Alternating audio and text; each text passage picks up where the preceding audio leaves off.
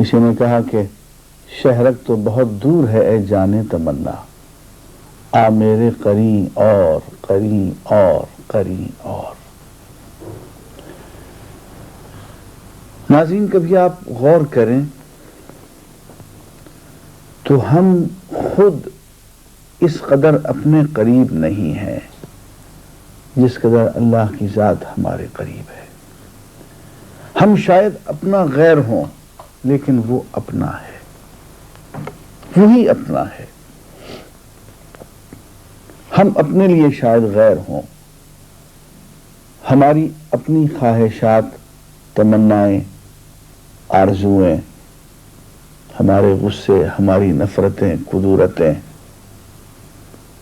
ہمارا نفس امارہ، یہ نفس شاید ہم خود نہ ہوں، یہ ہمارا غیر ہو، لیکن اللہ غیر نہیں ہے، وہ اپنا ہے۔ اس اعتبار سے وہ اتنا قریب ہے، اتنا قریب ہے کہ نظر نہیں آتا۔ وہ حافظ شیرازی نے کہا تھا کہ میاں عاشق و معشوق ہیچ حائل نیست، تو خود حجاب خودی حافظ از میاں برخیز۔ کہتا ہے کہ اللہ اور بندے کے درمیان، عاشق اور معشوق کے درمیان کوئی چیز حائل نہیں ہے، اگر حائل ہو تو تم خود ہی حائل ہو۔ حافظ جی تو اپنا حجاب خود ہے، درمیان سے اٹھ کے چلا جا۔ پہلی بات تو انتہائی قرب ہے جس کی وجہ سے ہم اللہ کو نہیں دیکھ سکتے، بہت قریب ہے وہ، جنہیں میں ڈھونڈتا تھا آسمانوں اور زمینوں میں، وہ نکلے میرے خلوت خانہ دل کے مکینوں میں۔ بہت قریب ہے وہ۔ ارض و سما کہاں تیری وسعت کو پا سکے، میرا ہی دل ہے وہ کہ جہاں تو سما سکے۔ تو وہ تو ہمارے دلوں میں رہتا ہے، اور خود کہتا ہے کہ انا عند من کثرت القلوب، میں ان لوگوں کے ہاں ہوتا ہوں جن کے دل ٹوٹے ہوئے ہوتے ہیں۔ علامہ نے بھی کہا کہ شکستہ ہو تو عزیز تر ہے نگاہ آئینہ ساز میں۔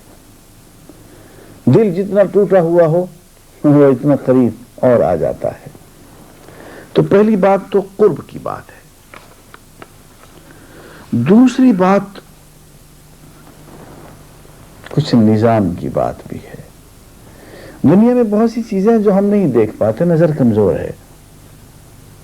مثلا ہم ایٹم کو نہیں دیکھ سکتے، اس لیے کہ اس کے لیے جس درجے کی خودبین چاہیے وہ اندر لگی ہوئی نہیں ہے۔ بہت سی چیزیں ہم خودبین کی مدد سے دیکھتے ہیں لیکن ننگی آنکھ سے نہیں دیکھ سکتے۔ ہم روح کو نہیں دیکھ سکتے، ہم ہوا کو نہیں دیکھ سکتے۔ ہم درد کو محسوس کرتے ہیں لیکن درد کو دیکھ نہیں سکتے۔ بہت سی چیزیں جو ہمیں نظر نہیں آتی۔ جھولیاں سب کی بھرتی جاتی ہیں، دینے والا نظر نہیں آتا۔ آپ ٹیلی فون سنتے ہیں، آواز آتی ہے لیکن بولنے والا دکھائی نہیں دیتا، وہ سرحد ادراک کے اس پار ہوتا ہے۔ تو ہر چیز کا نظر آنا ضروری نہیں ہوتا۔ ہاں امید ہے، لیے بیٹھے ہیں، اسی آس پہ بیٹھے ہوئے کہ اس سے ملیں گے، اسے دیکھیں گے، اس کا دیدار کریں گے۔ لیکن اس جہان میں جہاں پہ ہمیں یہ محدود جسم دیا گیا، محدود زندگی دی گئی، محدود ہوا سے خمسہ دیے گئے، وہاں پہ اس کو دیکھنا۔ جی ہیلو، السلام علیکم ڈاکٹر صاحب۔ وعلیکم السلام۔ میں بھی آپ کا پروگرام دیکھ رہی تھی۔ جی جی ایک سوال کرنا ہے آپ جی سے۔ جی خدا کا تصور دنیا کے تمام مذاہب میں پایا جاتا ہے، کیا اسلام کا تصور خدا بھی وہی ہے، یا پھر اسلام نے اللہ تعالیٰ کا تصور دنیا کے تمام مذاہب سے الگ دیا ہے؟ ایسا اگر ہے تو کیوں؟ اس کی کچھ تفصیل بتا دیجیے۔ میں عرض کرتا ہوں، پہلے اپنے سوال کے جواب تو دے لوں جو میں دے رہا ہوں۔ تو میں اس کے بعد پھر آپ کے سوال کی طرف بھی آتا ہوں. جی ضرور.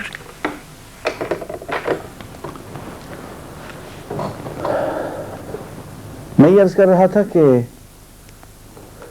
اس دنیا میں جو نظام ہے ہمارے محدود حواس خمسہ کا، اس میں تو ہم مادی چیزیں نہیں دیکھ سکتے، ہم ایٹم کو نہیں دیکھ سکتے.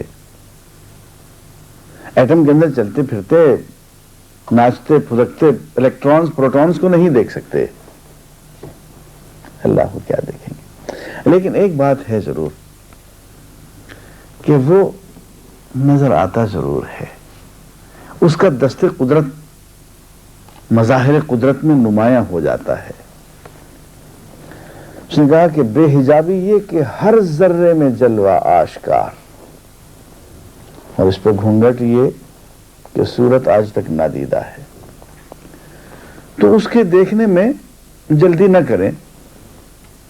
مجھے یہاں علامہ کی وہ شعر بھی یاد آ رہے ہیں جس میں انہوں نے تصویر اور تصویر گر کا مکالمہ سنایا ہے.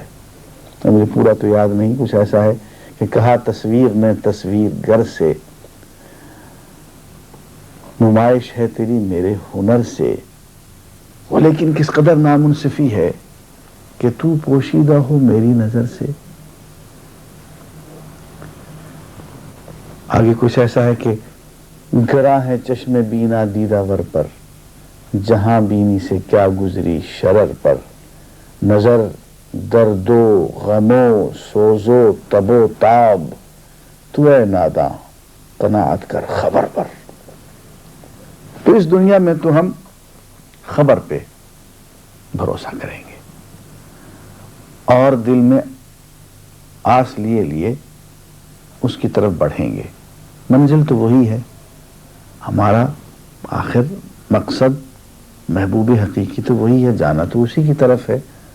تو اس کے تو دیکھنا ہے، زندگی ساری اسی کے ہاں گزارنی ہے جا کے، تو نظر کیوں نہیں آئے گا؟ لیکن ذرا سے انتظار چاہیے. سوال جو میرے سامنے آیا ہے وہ کچھ اس طرح کا ہے کہ اسلام نے جو اللہ تعالیٰ کا تصور دیا ہے یہ وہی ہے جو دیگر مذاہب میں ہے، یا اسلام کا تصور دیگر ادیان اور مذاہب کے تصور سے مختلف ہے؟ مختلف ہے تو کتنا، اور اگر وہ وہی کا وہی ہے تو کتنا، اور فرق ہے تو کیوں؟ بات یہ ہے کہ اللہ تعالیٰ کا تصور تمام ادیان میں ایک ہی ہے. جتنے بھی دین آئے انبیاء انہیں لے کر آئے، تمام انبیاء کو بھیجنے والے خود اللہ تعالیٰ ہیں. تو تمام انبیاء نے اللہ تعالیٰ کا ایک ہی تصور پیش کیا، اس میں کہیں فرق نہیں ہے. اس اعتبار سے جتنے بھی دین آئے وہ ایک ہی ایک دین ہے. حقیقت کبریٰ دے ریئلی ریئل وہ تو وہی ایک ہے. لیکن بات یہ ہوئی کہ زمانے کے گزرنے سے کچھ بات بدلتی گئی، بگڑتی گئی. اس لیے خدا کے تصور میں بھی مختلف اقوام کے اندر جب ان کے دین کو آئے ہوئے ایک وقت گزر گیا تو اس میں کچھ تبدیلیاں آ گئیں. لوگوں نے اس کو بدل ڈالا، تحریف کر دیا. وہ آپ دیکھیں کہ مختلف دینوں میں بعض دینوں میں خدا کا تصور ایک خاندانی خدا کا ہے، وہ ایک خاندان کا خدا ہے، بس اسی خاندان کی وہ اس کو لک آفٹر کرتا ہے. ایک خدا کا تصور یہ بھی ہے کہ اس نے کائنات کو 6 دنوں میں پیدا کیا اور 6 دن بہت مصروف رہا اور 7ویں دن وہ تھک ہار گیا اور اس نے چھٹی کی. یہ بھی خدا کا تصور ہے کہ وہ تھک ہار جاتا. ایک خدا کا تصور یہ ہے کہ صاحب اولاد ہے، اس کی بیٹیاں. مختلف ادیان میں یہ باتیں پائی جاتی ہیں، قرآن مجید میں ان کا ذکر ہے. خدا کا ایک تصور یہ بھی ہے کہ بہت منتقم مزاج ہے، ایک سپہ سالار ہے وہ، اور وہ اس کے مزاج کے اندر بہت سختی ہے. ایک مثلا خدا کا یہ تصور دیتا ہے کہ وہ محبت کا سراپا ہے، اس نے اپنے اختیارات جو ہیں آگے اپنے بیٹے کو دے دیے. یہ بھی خدا کا تصور. خدا کا تصور ایک بھی ایک کہ اس کو لاکھوں کروڑوں اوتاروں میں اور بتوں میں ڈھال کے رکھ دیا لوگوں نے. ایک مذہب میں خدا کا تصور جو ہے بندے اور خدا کا تعلق جو ہے وہ باپ اور بیٹے کا بنتا ہے. خدا کو فادر کہا جاتا ہے. ادھر ہندوستان میں آ جائیے تو خدا کا تصور جو ہے ایک خاص مذہب میں بندے اور بیٹے کا خدا اور بندے کا تصور جو ہے وہ خاوند اور بیوی کا تصور. آپ جا کے دیکھ لیجیے, سدا سہاگنیں آپ کو نظر آئیں گی, مرد چوڑیاں پہنے ہوئے نظر آئیں گے, صوفی صاحبان وہاں ان کے اس مذہب کے جو مسٹک ہیں ان کا یہ تصور ہے. یہ سدا سہاگنی کیا ہے؟ یہ اپنے آپ کو خدا کی بیویاں سمجھتے ہیں. تصور ہے خدا کا.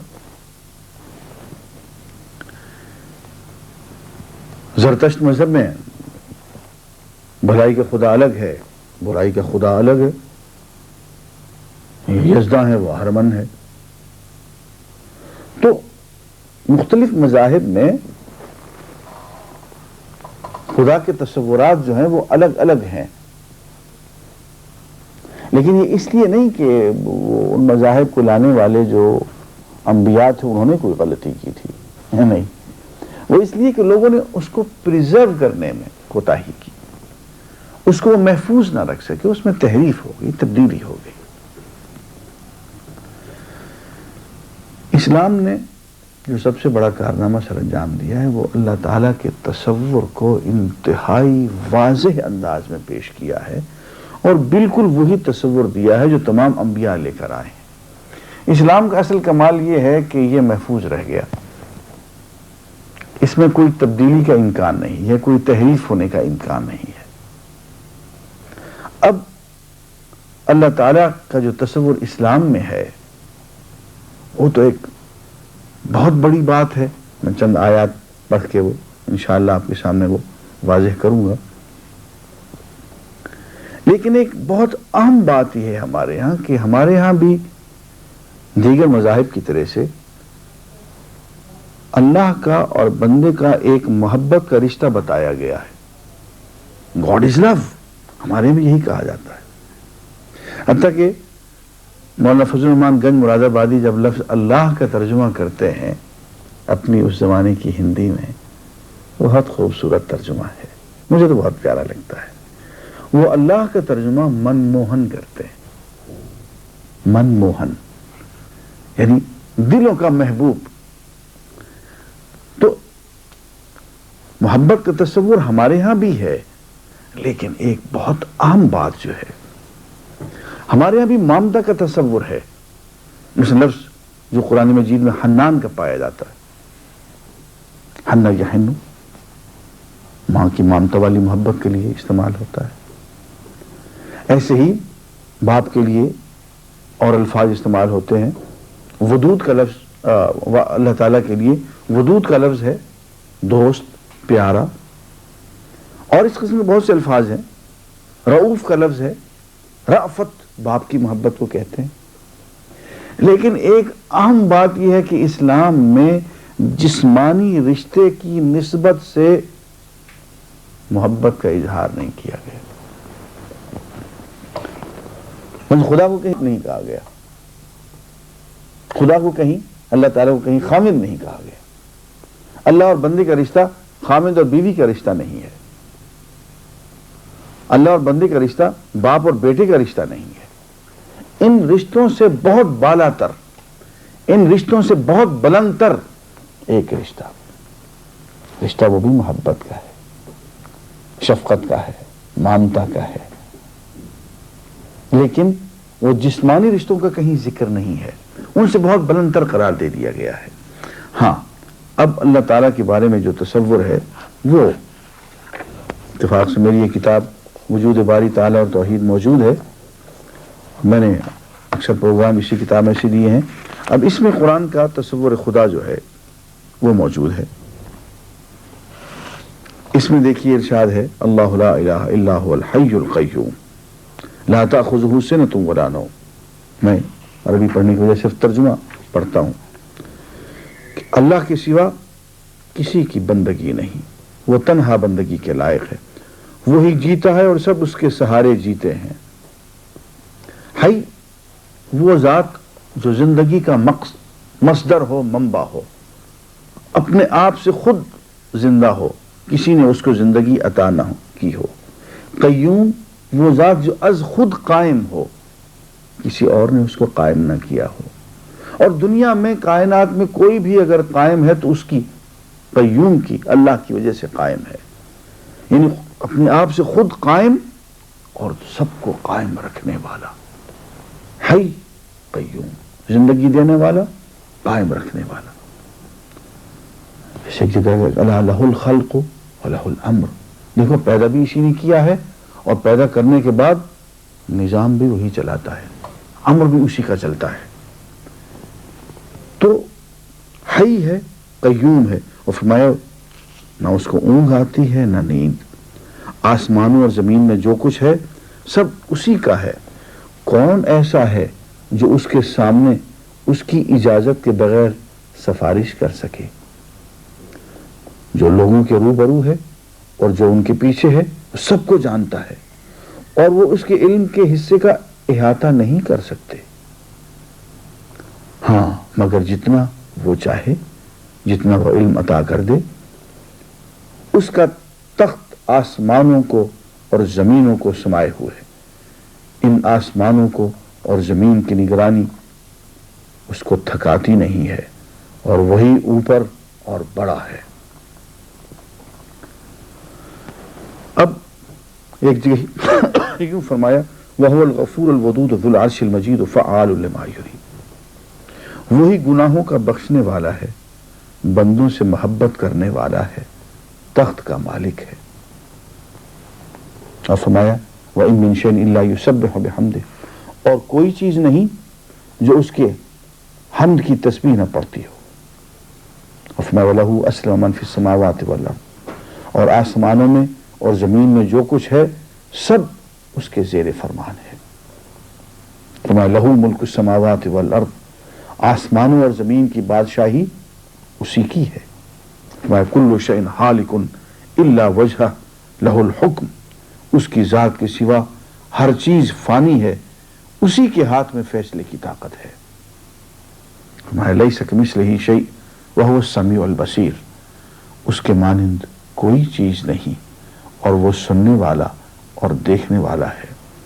اور پھر آخر میں یہ بھی پڑھیے وَإِن يَمْسَسْكَ اللَّهُ بِضُرٍّ فَلَا كَاشِفَ لَهُ إِلَّا هُوَ وَإِن يُرِدْكَ بِخَيْرٍ فَلَا رَادَّ لِفَضْلِهِ يُصِيبُ بِهِ مَن يَشَاءُ مِنْ عِبَادِهِ وَهُوَ الْغَفُورُ الرَّحِيمُ، اور اگر اللہ تجھے مصیبت پہنچائے تو اس کے سوا اس کا دور کرنے والا اور کوئی نہیں، اور اگر وہ تیرے ساتھ بھلائی کرے تو اس کے فضل و کرم کو کوئی روکنے والا نہیں۔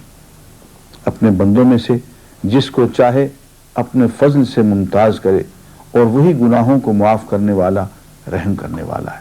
اب قرآن مجید تو ان آیات سے بھرا ہوا ہے، میں نے چند آیات تلاوت کی ہیں جن سے اللہ تعالیٰ کی صفات کا بلکہ اس کا ایک تصور ابھرتا ہے کہ وہ کیا ہے۔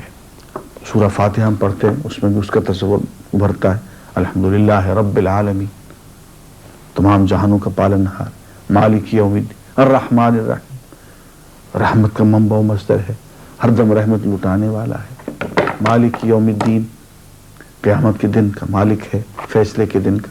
تو یہ تصور اللہ تعالیٰ کا ابھرتا ہے، اور اسلام کا تصور جو ہے اس حساب سے تو وہی ہے جو تمام انبیاء لائے، لیکن اس وقت جو صورتحال ہے وہ یہ ہے کہ اسلام کا تصور اللہ تعالیٰ کے بارے میں دیگر تمام ادیان سے بالکل مختلف ہے، اس لیے کہ اللہ تعالیٰ نے حضور اکرم صلی اللہ علیہ وسلم کو بطور آخری نبی کے بھیجا ہے، اور یہ ذمہ داری لے لی ہے کہ اس دین میں، قرآن مجید میں، اب قرآن مجید کے تشریح میں اب کوئی تبدیلی اور تحریف نہیں ہو سکے گی۔ اس سوال کے بعد میں پھر اپنی گفتگو کی طرف آتا